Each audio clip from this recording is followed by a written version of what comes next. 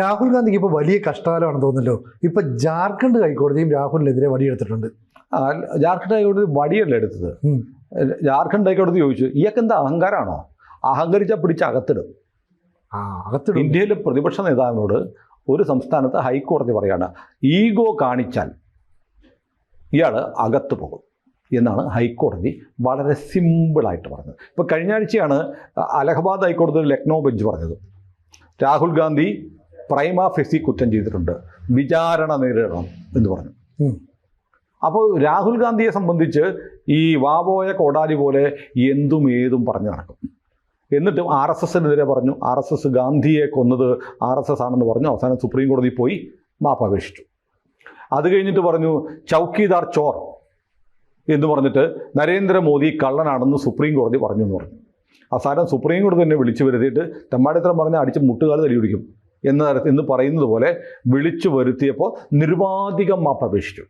അപ്പോൾ ഇന്ത്യയിലെ പ്രതിപക്ഷ നേതാവെന്ന് പറയുന്ന ആള് ഒരു കോമാളിയേക്കാൾ അധപ്പതിച്ച് നിൽക്കുന്ന കാഴ്ചയാണ് നമ്മൾ കാണുന്നത്. ഇപ്പോൾ ഓപ്പറേഷൻ സിന്ദൂർ കഴിഞ്ഞു. സിന്ദൂർ കഴിഞ്ഞിട്ട് ഇന്ത്യ വലിയ വിജയം നേടി, പാകിസ്ഥാനെ തവിടുപൊടിയാക്കി. ഇത് ലോകത്ത് വിവരമുള്ള എല്ലാവർക്കും അറിയാം. പക്ഷേ ഇയാൾ പറയുന്നത് എന്താ? ഇന്ത്യ തോറ്റു, ഇന്ത്യ കീഴടങ്ങി. ഇന്ത്യ കീഴടങ്ങിയെന്ന് ഇന്ത്യയിലെ പ്രതിപക്ഷ നേതാവ് പറയുന്നത് അതിൻ്റെ വിഷ്വൽസ് പാകിസ്ഥാൻ എടുത്ത് പാകിസ്ഥാൻ ടെലിവിഷനിൽ കാണിക്കുക. അപ്പോൾ രാഹുൽ ഗാന്ധി എന്ന് പറയുന്ന ഈ പ്രതിപക്ഷ നേതാവ് ഇന്ത്യ വിരുദ്ധനും പാകിസ്ഥാൻ്റെയും ചൈനയുടെയും വിജയം കാക്ഷിക്കുന്ന ആളുമാണെന്ന് അനുദിനം തെളിഞ്ഞു വരികയാണ്. അപ്പോൾ വായി തോന്നുന്നത് വിളിച്ചു പറയും.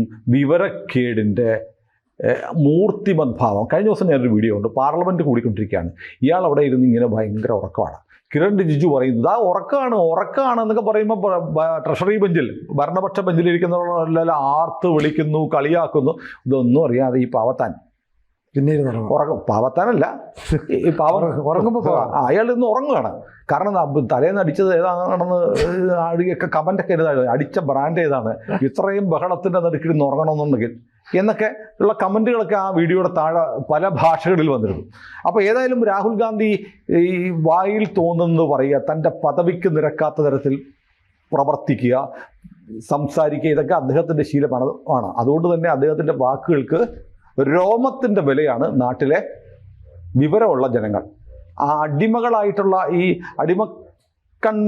അടിമക്കണ്ണില്ലേ, അടിമക്കമ്മി എന്ന് പറയാം, അന്തകമ്മി, ഈ കൊങ്ങികൾ, അടിമക്കൊങ്ങികൾക്ക് ഇത് വേദവാക്യം. കാരണം അവർ തിരുരാജ കുടുംബത്തിലെ അടുത്ത കിരീടാവകാശിയായിട്ട് ഇങ്ങനെ പ്രജാപതിക്ക് ഇങ്ങനെ വായ്ത്താരി വാടി നടക്കുന്ന കുറേ അലവലാദികളുണ്ടല്ലോ കോൺഗ്രസ് പാർട്ടിയിൽ. ഇപ്പോൾ അന്തസ്സുള്ളവരുണ്ട്, ശശി തരൂരിനെ പോലെ ഒക്കെയുള്ള. അപ്പോൾ അങ്ങനെ അന്തസ്സുള്ള കോൺഗ്രസ് പാരമ്പര്യം ഉയർത്തി പിടിക്കുന്നവരല്ല, കുടുംബവാഴ്ചയുടെ മഹിത കാര്യങ്ങൾ പാടി നടക്കുന്ന ആളുകൾക്ക് ഇതെല്ലാം വേദവാക്യമാണ്. പ്രജാപതികളുടെ ആളുകൾക്ക് അമൃത് പോലെ ആയി എന്നൊക്കെ OV വിജയൻ മറ്റേ പുസ്തകത്തിൽ പറയുന്നില്ല, ധർമ്മപുരാണത്തിൽ പറയുന്ന പോലെ. എന്തെങ്കിലും പോട്ടെ. ഏതായാലും ഇപ്പോൾ സംഭവിച്ചിരിക്കുന്നത് അമിത്ഷായെക്കുറിച്ച്, അമിത്ഷാ BJP പ്രസിഡന്റ് ആയിരിക്കെ നടത്തിയ ചില പരാമർശങ്ങൾ. അമിത്ഷാ കൊലയാളിയാണെന്ന് പറഞ്ഞു, കള്ളനാണെന്ന് പറഞ്ഞു. ഒരു രാഷ്ട്രീയ നേതാവിനെ നമ്മൾ വിളിക്കുമ്പോൾ, ഇപ്പം നരഭോജി എന്ന് നരേന്ദ്രമോദിയെ വിളിച്ചിട്ടുണ്ട്, ഇയാളുടെ തള്ള വിളിച്ചിട്ടുണ്ട് സോണിയാഗാന്ധി, ഇല്ലേ, നരഭോജി എന്ന് വിളിച്ചിട്ടുണ്ട്. അപ്പോൾ ഇവർ ഉപയോഗിക്കുന്ന വാക്കുകൾ ചായക്കടക്കാരെന്ന് വിളിച്ചാക്ഷേപിച്ചു, കീഴ്ജാതി എന്ന് പറഞ്ഞ് ആക്ഷേപിച്ചു, അങ്ങനെ എന്തെല്ലാം പറഞ്ഞിട്ട് നികൃഷ്ടജാതി എന്ന് വിളിച്ചാക്ഷേപിച്ചു, ഒടുവിൽ നരാധമൻ എന്ന് വിളിച്ചു. അതെല്ലാം കഴിഞ്ഞിട്ടാണ് ഇയാൾ രാഹുൽ ഗാന്ധി അമിത്ഷായെ നരാധമൻ എന്ന് വിളിച്ചത്. നരാധമൻ എന്ന് വിളിച്ചപ്പോൾ ജാർഖണ്ഡിലെ BJP പ്രവർത്തകനായ പ്രതാപ് കുമാർ ഒരു കേസ് കൊടുത്തു, ഡിഫമേഷൻ കേസ് വന്നു. അത് MLA-മാരുടെയും MP-മാരുടെയും കേസുകൾ പെട്ടെന്ന് വിചാരണ ചെയ്യാനുള്ള ചില കോടതികളുണ്ട്. നമ്മുടെ എറണാകുളത്തുണ്ട്. എറണാകുളത്ത് നമ്മുടെ ജില്ലാ കോടതി സമുച്ചയത്തിൽ ചെന്നാൽ ഒരു അഡീഷണൽ ചീഫ് ജുഡീഷ്യൽ മജിസ്ട്രേറ്റ് കോടതിയുണ്ട്. MP-മാർക്കും MLA-മാർക്കും എതിരെയുള്ള കേസുകൾ പെട്ടെന്ന് വിചാരണ തീർക്കും. കാരണം ഇവർ പ്രത്യേക ക്ലാസ് ആണല്ലോ. സാധാരണ ജനങ്ങളുടെ ഒരു കേസ് തീരാൻ എത്ര കാലം എടുക്കുമെന്ന് അറിയാം. പക്ഷെ അത്തരം കാലവിളമ്പൊന്നും MP-മാർക്കും MLA-മാർക്കും പാടില്ല. കാരണം അവർ നമ്മളെ ഭരിക്കാൻ വേണ്ടി ജനിച്ചവരാണ്. കാരണം നമ്മൾ ഇലക്ഷന് ഇവർ വന്ന് നമ്മുടെ അടുത്ത് കാല് തൊഴുത് കുഞ്ഞ് നട്ടല് വളച്ചൊക്കെ നിൽക്കും. അത് കഴിഞ്ഞാൽ പിന്നെ നമ്മൾ ഇവൻ്റെ ചെരുപ്പിൻ്റെ വാറഴിക്കാൻ നടക്കണം. MLA-മാരും MP-മാരും വോട്ട് കിട്ടുന്നവരെ വോട്ടർമാരാണ് തമ്പുരാക്കന്മാർ. വോട്ട് ചെയ്ത് ജയിച്ചു കഴിഞ്ഞാൽ പിന്നെ അവന്മാർ തമ്പുരാക്കളാണ്. അങ്ങനെയാണ് ഇവിടുത്തെ ചില ജനപ്രതിനിധികൾ കരുതുന്നത്. അതുകൊണ്ട് തന്നെ അവർ തന്നെ ഉണ്ടാക്കിയ നിയമമാണ് MLA മാർക്കും MP മാർക്കും ഇതിലൊരു കേസ് വന്നാൽ അത് പെട്ടെന്ന് തീർപ്പാണ്. കാരണം അവർക്ക് വീണ്ടും മത്സരിക്കണം, മന്ത്രിയാവണം, അങ്ങനെ പല പദവികളിലേക്ക് വരണം. അപ്പോൾ അതുകൊണ്ട് അത്തരം കോടതികളുണ്ട്. അത്തരം കോടതിയിലാണ് ഈ കേസ് വന്നത്. കേസ് വന്നപ്പോൾ മെയ് 22-ന് അത് 2018 വന്ന കേസാണ്. ആ കേസ് ഇങ്ങനെ നീണ്ടു പോയി. അപ്പോൾ ആ കേസിൽ പലതവണ കോടതി സമൻസ് അയച്ചു. നിങ്ങൾക്കൊരു കേസുണ്ട്, വരണം, ഹാജരാവണം, ജാമ്യം എടുക്കണം, കോടതി മുമ്പാവണം. രാഹുൽ ഗാന്ധി പുല്ല് വിലയാണ് കൊടുത്തത്. എനിക്കിതൊന്നും ബാധകമല്ല, ഞാൻ ഇന്ത്യയിലെ രാജകുടുംബത്തിലെ ഇളമുറ തമ്പുരാനാണ്, എനിക്കെന്ത് നിയമം, എന്ത് കോടതി എന്ന ഭാവത്തിൽ പോകാതിരുന്നു. മെയ് 22-ന് പക്ഷേ ഈ ചായ്ബാസയിലെ MP MLA കോടതി പറഞ്ഞു രാഹുൽ കുറേ കാലമായി വരുന്നില്ല, അതുകൊണ്ട് ജൂൺ 26-ന് വന്നിരിക്കണം, വന്നില്ലെങ്കിൽ അറസ്റ്റ് ചെയ്ത് ഹാജരാക്കണമെന്ന് ജാമ്യമില്ല വാറണ്ട് പുറപ്പെടുവിച്ചു. അപ്പം പിന്നെ രാഹുൽ ഗാന്ധിക്ക് ഇത്തിരി പൊള്ളി. അപ്പോൾ ഒരു കാര്യം ചെയ്യാം, ഇല്ലെങ്കിൽ വന്നില്ലേ അറസ്റ്റ് ചെയ്യുമല്ലോ. ഈ അറസ്റ്റ് വാറണ്ട് റദ്ദാക്കണമെന്ന് ആവശ്യപ്പെട്ട് ജാർഖണ്ഡ് ഹൈക്കോടതി സമീപിച്ചു. അപ്പോൾ ഹൈക്കോടതി ഈ രേഖകൾ എടുത്ത് നോക്കിയപ്പോൾ ജൂലൈ 2018-ന് ആരംഭിച്ച കേസാണ്. ഇതെത്രയാണ്?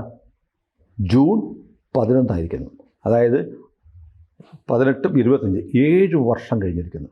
7 വർഷമായിട്ട് ഈ രാജ്യത്ത് MP ആയിരുന്ന, ഈ രാജ്യത്തെ പ്രധാനപ്പെട്ട ഒരു പാർട്ടിയുടെ ദേശീയ നേതാവായ, ഇപ്പോൾ ഭരണഘടനാ പദവി വഹിക്കുന്ന പ്രതിപക്ഷ നേതാവായ ഈ മനുഷ്യൻ ജൂലൈ 2018 മുതൽ ഈ കോടതി ആവശ്യപ്പെട്ടിട്ട് വരുന്നില്ല.